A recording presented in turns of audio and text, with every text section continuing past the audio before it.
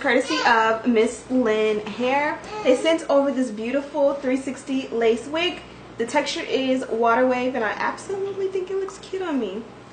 The length on it is 18 inches and I decided to teach you guys how to do the elastic band method with this unit. I have received so many requests for the elastic band method. This time I did go ahead and use my mannequin head so I can kind of demo off of my head and show you the difference between like the angles that you put it in, because just because you put the elastic band on doesn't mean it's gonna work. It's the angles, like it's the way that you actually like sew it on, like if you sew it this way versus this way versus this way, that is going to help to actually lay the cap flat on your head, because you really want the cap to be super tight, snug, and flat on your head.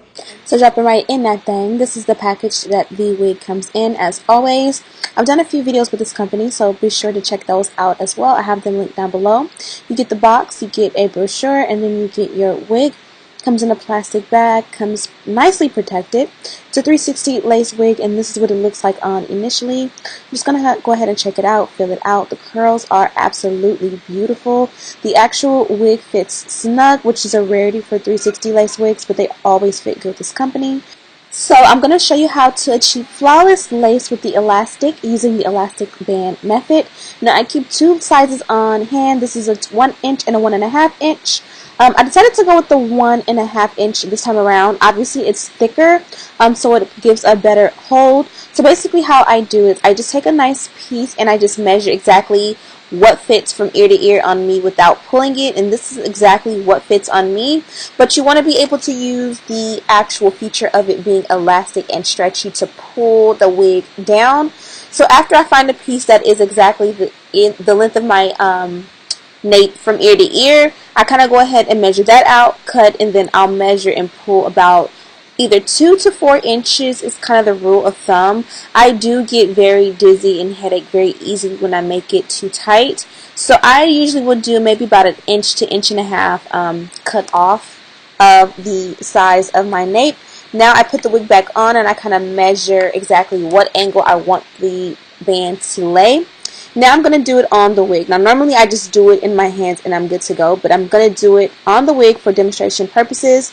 I'm going to cut off a little bit of the lace, but not all of it. If you cut off all the lace, you won't be able to use that T-pin to secure the lace on the wig, or else you will have a hole in your lace. The excess lace allows you to pin it without getting a hole on the lace you'll be using. The back is not necessary to keep the excess lace simply because you know, I'm not going to be pinning that down and you really won't be able to see that even if you did cut a hole in it or whatever. So now that I have some of the lace cut off, that way I can get to the wig, I'm going to adjust the straps super tight, as tight as they can go. I'm going to throw the actual wig back on the mannequin head, pin it down with these T-pins, and I just keep my T-pins attached to the head, that way when I need them they are like easily accessible. Now that we have that on there, I'm just going to cut off the frayed ends of this elastic. Now we're going to go ahead and we have a needle and thread, and we're just going to show you exactly how to put the elastic on. I'm going to use some extra T-pins to hold the elastic in place. That way as I sew it on, I don't have to hold it in place. Again, normally I sew it on in hand, and I don't do all the extras or put it on the elastic or on the mannequin head and T-pins. Honestly, I just do it in my hands really quickly and it's done. But this is just for demonstration purposes, so you guys can see exactly how it should be done. This placement is a no-no, and I want to show you why. So I went ahead and just stitched kind of decent all the way through, knotted it up, cut it off. I'm going to knot the rest of the thread, and then I'm going to show you how I'm going to take it over, and I'm going to do it the right way. Now you just take it and you just stretch it over. I go around, make sure that the elastic is not like twisted before you sew, because that's going to be pretty annoying. And this time around, I'm going to do it in front of that comb. On the opposite side, we did it under that comb. The comb kind of is a guide for where to put the elastic, in my opinion. Normally, I will take it out because I have no actual need for it. But if there is a comb in your wig, it kind of can help you to guide you and show you exactly where you want to put it, because it's right where the ear tab is going to start, if that makes any sense. So as you can see, now I place with T-pins the elastic on directly in front of that comb, and I'm going to sew it, and you're going to see there's a huge difference in how flat my wig is going to lay, and that is the goal. You don't want to just add elastic and think, oh, I added elastic so it's going to help my wig, because that's not true. If you put the elastic in the wrong position, it's definitely not going to do anything for the sake of giving you that, you know, glueless lace wig appearance without having to put any glue. And this is what the elastic looks like usually when you take it off. And I put the wig on. You can see on the left side it lays very flat and kind of flush. The right side is very bulky. So obviously that's the side we're going to change, and that was that first side that we did. It's pretty much trial and error. You're just using a needle and thread, and if you put it on and it's too tight, get a bigger piece. You can also cut slits. I don't know if you guys can see on the opposite side there was a little bit of a slit in the lace, or I'm sorry, the elastic. You cut little slits into the elastic if it's too tight, like one in the center, one on each side, and they'll kind of help alleviate the pressure and make it a little bit bigger until you're able to replace it. But as you can see, I'm going to go ahead and place this one in front of the comb opposed to the side. And they're both going to lay super flush. Now normally I would bring them up a little bit further, closer to the front of the hairline, if I'm not going to do any sideburns. If I'm going to do sideburns, then I'll do it far back like this. That way I can kind of put a little bit of got2b glue on the sideburn area, lay it down, and kind of have that flawless sideburn appearance. If I'm not going to be using any sideburns at all, then I will pull this forward. That way that sideburn area will lay flat and flush and not have to be like sticking up, if that makes any sense. But we're pretty much done, and that was super simple. I hope that you know, made sense. We're going to go ahead and continue to style the hair. As you can see right there is where I made that slit, and I'm just kind of showing you, if you make slits like that throughout, if the elastic is too tight, it will definitely help it to not be too tight, because I used to be able to cut like 4 inches off on the elastic, and it would lay super flat, super flawless, and it wouldn't give me a headache. After kids, for some reason, it just makes me get a headache, so I don't do it that way anymore. As far as the actual hair, this is 18 inches of deep wave hair. I'm going to add my wet. I'll have the product listed down below, but it is called wet. And just kind of scrunch it in to kind of give me more definition. And I'm going to add a little bit of shine spray, and that is pretty much it. The analogy of the elastic is pretty much like your underwear. If your underwear did not have elastic, it would not stretch over your hips and onto your small waist properly without it being loose on your waist. You know what I mean? Like if you didn't have elastic in your underwear, how would it get past your hips, like basically stretch past your hips and then still conform to, you know, your waistline? And that's pretty much what you want the elastic to do, to conform to your head and be super tight, but obviously not too tight. And yeah, now let's style the hair. Imagine a leggings without any elastic.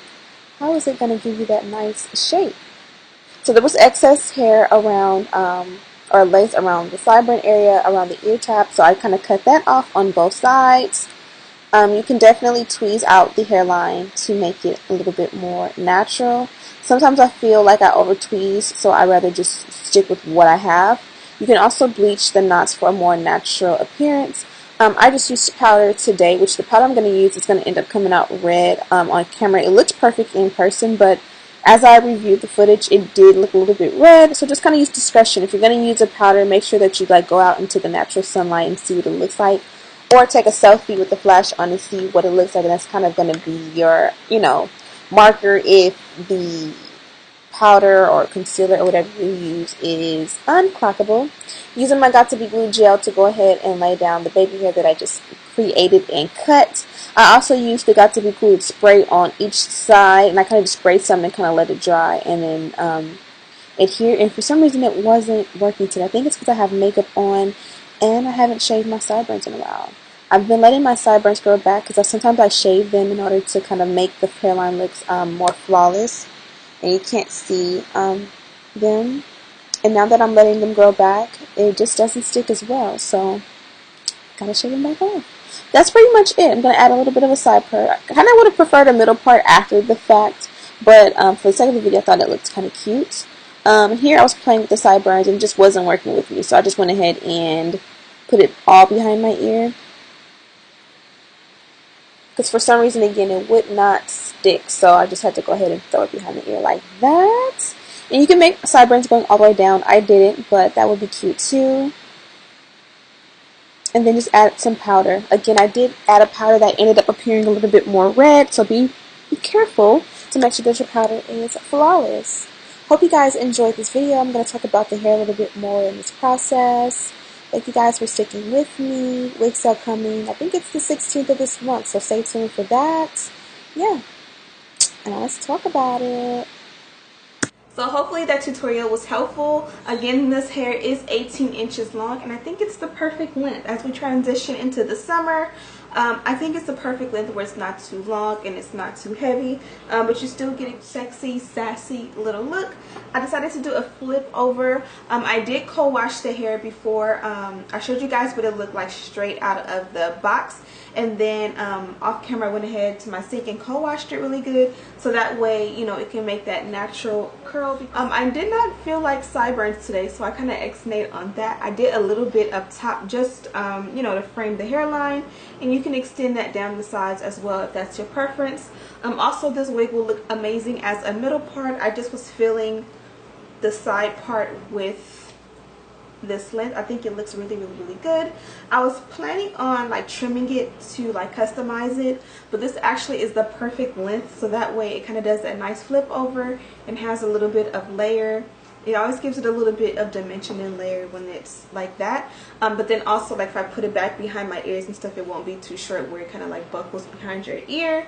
But yeah, I hope that you guys enjoyed this quick tutorial. Don't forget to check out Miss Lynn. I have all the information in the description bar. Thank you guys so much for watching. Don't forget to subscribe. Matter of fact, do it right now. Hit that bell button. That way you'll be notified every time I upload a new video. And as always, I'll see you guys in the next one.